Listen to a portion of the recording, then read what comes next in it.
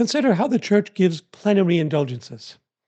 Think of the dynamism by which they're actualized. Where do they come from?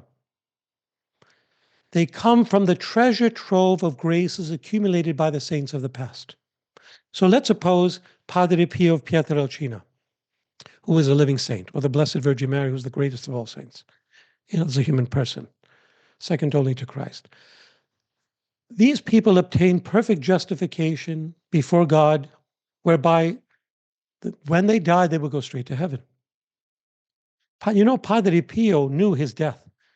He predicted it. He was ready for it.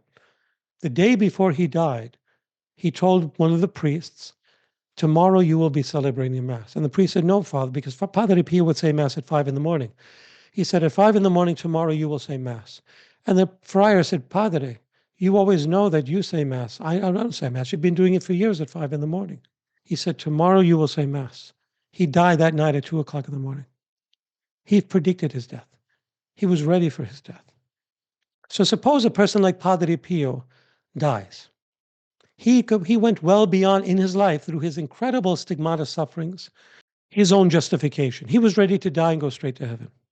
Now, where do all these extra graces he correspond with go? Let's suppose, just pull out a theoretic year.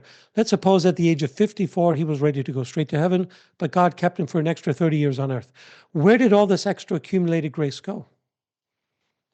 See, we can acquire grace. Of course, it comes from Christ, but our cooperation makes it receptive. We can reject it too. It is reserved for these plenary indulgences.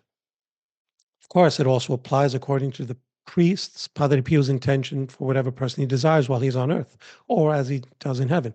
But the church has the authority to open up this treasure trove of grace acquired by all the saints of the past and dispense it upon everyone for one plenary indulgence a year during a jubilee year.